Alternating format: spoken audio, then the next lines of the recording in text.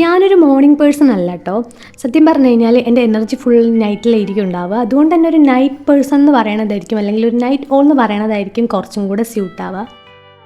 ഈ ഒരു നൈറ്റ് ടൈമിലായിരിക്കും ഏറ്റവും കൂടുതൽ പ്രൊഡക്റ്റീവായിട്ടിരിക്കാൻ വേണ്ടി പറ്റുക. അതായത് വർക്കിലാണെങ്കിലും കോണ്ടൻറ് ക്രിയേഷനിലാണെങ്കിലും സ്റ്റഡീസിലാണെങ്കിലും പുതിയ ഐഡിയാസ് കിട്ടാനും അതുപോലെ ഏറ്റവും എൻഗേജ്ഡ് ആയിട്ടിരിക്കാനും ഈ ഒരു ടൈമായിരിക്കും എനിക്ക് ഏറ്റവും ബെറ്റർ ആയിരിക്കുക. പിന്നെ അതുകൊണ്ട് തന്നെ എത്ര ടൈം വേണമെങ്കിലും ഉറക്കമൊഴിഞ്ഞിരിക്കാനൊക്കെ പറ്റും, ഉറക്കമൊന്നും വരികയില്ല. അതിന് പകരം രാവിലെ ഭയങ്കര എനർജി കുറവും ഒന്നിനും ഒരു മൂഡില്ലാത്തൊരു സിറ്റുവേഷൻ ആയിരിക്കും.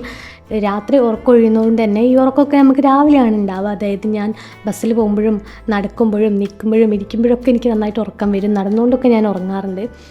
അപ്പോൾ ഈ ഒരു സിറ്റുവേഷൻ മാറാൻ വേണ്ടിയിട്ട് ഞാൻ എന്നും രാവിലെ നേരത്തെ എഴുന്നേൽക്കണം എന്ന് വിചാരിക്കുന്നുണ്ട്. അതായത് രാവിലെ ക്ലാസ്സിലൊക്കെ പോകാനുള്ളത് കൊണ്ട് തന്നെ എഴുന്നേൽക്കുമ്പോൾ തന്നെ ക്ലാസ്സിൽ പോകാനുള്ളൊരു ടൈമാവും. അപ്പോൾ ആ ഒരു ഡേ തന്നെ ഭയങ്കര ഹെക്റ്റിക്കായി തോന്നും, ഭയങ്കര പ്രൊഡക്റ്റീവ് അല്ലാത്തൊരു ഫീല് വരും. പിന്നെ ഇത് നമുക്ക് എൻറ്റയർലി ചേഞ്ച് ചെയ്യാനൊന്നും പറ്റത്തില്ല. ഒരു സ്പെസിഫിക് ടൈമിലേക്ക് വേണ്ടിയിട്ട് ചെറുതായിട്ടൊന്ന് മാനേജ് ചെയ്യാൻ വേണ്ടി പറ്റുന്നേ ഉള്ളൂ. കാരണം യൂഷ്വലി ഞാൻ പറഞ്ഞല്ലോ ഞാനൊരു നൈറ്റ് പേഴ്സൺ ആണെന്നുള്ളത്. അപ്പോൾ അതിൻ്റെ ഭാഗമായിട്ടാണ് ഇന്ന് ഞാൻ രാവിലെ നേരത്തെ എഴുന്നേറ്റ് പഠിക്കാനായിട്ടിരിക്കുന്നത്. ഈ ഒരു ടൈമിൽ സ്റ്റഡീസിലാണ് കൂടുതൽ കോൺസെൻട്രേറ്റ് ചെയ്യാൻ പറ്റുന്നത്. പിന്നെ നിങ്ങൾ കുറേ പേര് ചോദിക്കുന്നുണ്ട് സ്റ്റഡി വ്ളോഗ്സൊക്കെ ഇടാൻ വേണ്ടിയിട്ട്. അപ്പം ഞാൻ അതിൻ്റെയും കൂടെ ഭാഗമായിട്ടാണ് സ്റ്റഡി വ്ളോഗ്സൊക്കെ എടുക്കുന്നത്.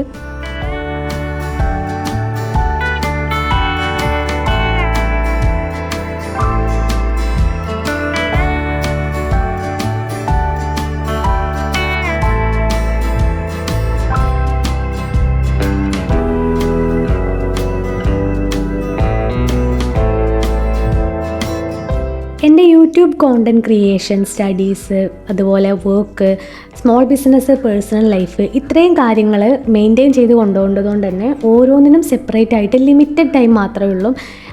അത് ഓരോന്നും ചെയ്യുന്ന സമയത്ത് ഏറ്റവും പ്രൊഡക്റ്റീവായിട്ട് തന്നെ ചെയ്യണം എന്നാണ് ഞാൻ വിചാരിക്കുന്നത്. അതുകൊണ്ടാണ് കേട്ടോ ഫ്രീക്വൻ്റ് ആയിട്ട് ഇങ്ങനെ സ്റ്റഡി വ്ളോഗ്സ് ഒന്നും അപ്ലോഡ് ചെയ്യാൻ വേണ്ടി പറ്റാത്തത്.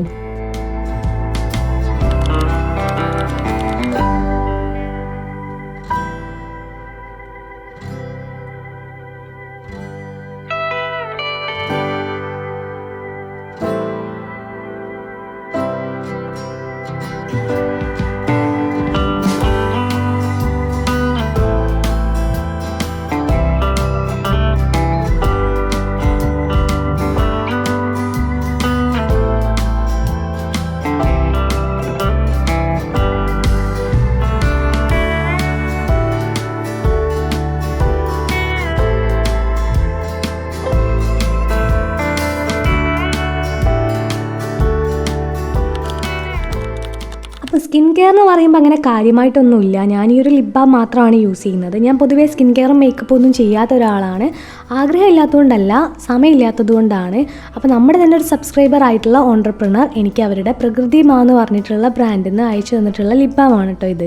ഇതൊരു 100% നാച്ചുറൽ ആയിട്ടുള്ള മോയ്സ്ചറൈസിങ് ലിപ് ബാം ആണ് കേട്ടോ. ഇത് ഏകദേശം ഒരു 2 വീക്സോളായി ഞാൻ യൂസ് ചെയ്യുന്നു. എൻ്റെ സ്കിന്നൊക്കെ അത്യാവശ്യം ഡാമേജ്ഡ് ആയതുകൊണ്ട് തന്നെ ഇത് യൂസ് ചെയ്തതിന് ശേഷം അത്യാവശ്യം നല്ല റിസൾട്ട് ഉണ്ട് കേട്ടോ. പിന്നെ ഇതിലെ മെയിൻ ഇൻഗ്രീഡിയൻ്റ് എന്ന് പറഞ്ഞാൽ ആൽമണ്ട് ഓയിലാണ്. പിന്നെ അല്ലാത്ത കീ ഇൻഗ്രീഡിയൻസും ഉണ്ട് കേട്ടോ. അപ്പം I know the struggle of being a small business owner. So എനിക്ക് ഇങ്ങനത്തെ ഗ്രോയിങ് ആയിട്ടുള്ള ബ്രാൻഡ്സിനെയൊക്കെ സപ്പോർട്ട് ചെയ്യണമെന്ന് ആഗ്രഹമുണ്ട്. ഞാൻ ലിങ്ക് ഡിസ്ക്രിപ്ഷനിൽ കൊടുക്കാം, നിങ്ങൾ വേണമെങ്കിൽ പോയി ചെക്ക് ചെയ്ത് നോക്കുക. Let support each other guys.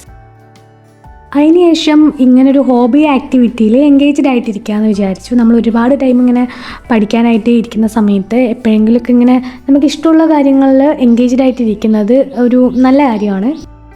അപ്പോൾ എൻ്റെ അടുത്ത് ഇങ്ങനെ കുറേ ബീഡ്സിൻ്റെ കളക്ഷൻസ് ഉണ്ടായിരുന്നു. അപ്പോൾ അത് വെച്ചിട്ടൊരു ബീഡ്സ് ജ്വല്ലറീസ് ഉണ്ടാക്കാനാണ് ഞാൻ വിചാരിക്കുന്നത്. ലൈക്ക് ബ്രേസ്ലെറ്റ്, കീ ചെയിൻ, അങ്ങനത്തെ ഐറ്റംസൊക്കെ.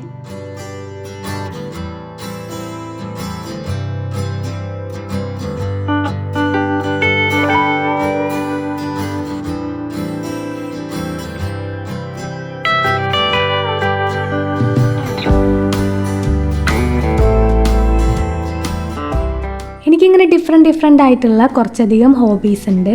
അപ്പം എല്ലാം ഒരേ ടൈമിൽ നമുക്ക് മൂഡ് ഉണ്ടാവണം എന്നില്ല. അതുകൊണ്ട് ഞാൻ ഇതിന് വേണ്ടിയിട്ടുള്ള സാധനങ്ങളും ഒരു ബോക്സിലാക്കി മാറ്റി വയ്ക്കുകയാണ് ചെയ്യുക, ആഗ്രഹം തോന്നുമ്പോൾ എടുത്ത് ചെയ്യാൻ വേണ്ടിയിട്ട്. ഞാൻ യൂട്യൂബ് ചാനൽ സ്റ്റാർട്ട് ചെയ്യാനുള്ളൊരു മെയിൻ റീസൺ എന്ന് പറഞ്ഞാലും ഇത് തന്നെയാണ്. എനിക്ക് ഡിഫറെൻ്റ് ആയിട്ടുള്ള കാര്യങ്ങളിൽ ഇൻട്രസ്റ്റ് ഉള്ളതുകൊണ്ടാണ്. യൂട്യൂബ് ചാനലാകുമ്പോൾ നമുക്ക് എല്ലാം കൂടെ ഒരുമിച്ച് ഒരു കോണ്ടൻറ് ക്രിയേഷൻ എന്നുള്ളതിൽ കൊണ്ടുവരാനായിട്ട് പറ്റും. അപ്പോൾ ഈ ഒരു ബ്രേസ്ലെറ്റാണ് കേട്ടോ ഞാൻ ഫസ്റ്റ് തന്നെ ഉണ്ടാക്കിയിട്ടുള്ളത്. എൻ്റെ സ്മോൾ ബിസിനസ് പേജിലും ഞാൻ ഏകദേശം ഇതേപോലത്തെ ബ്രേസ്ലെറ്റൊക്കെ സെല് ചെയ്യുന്നുണ്ട്.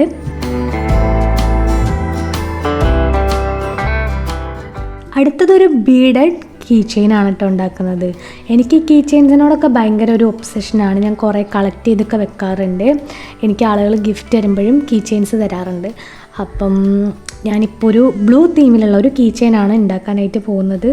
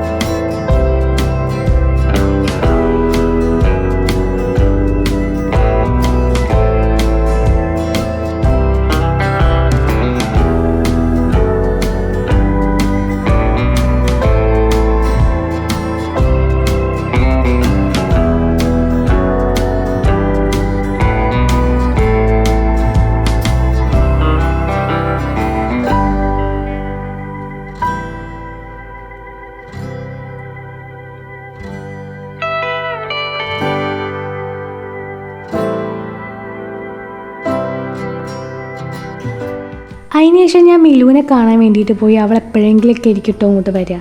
അപ്പോൾ അവൾക്ക് ഈ ബ്രേസ്ലെറ്റ് കൊടുത്തപ്പോൾ ഭയങ്കര ഇഷ്ടമായി. ഞാനും അവളെ കൂടെ കുറേ നേരം കളിക്കാനൊക്കെ കൂടി.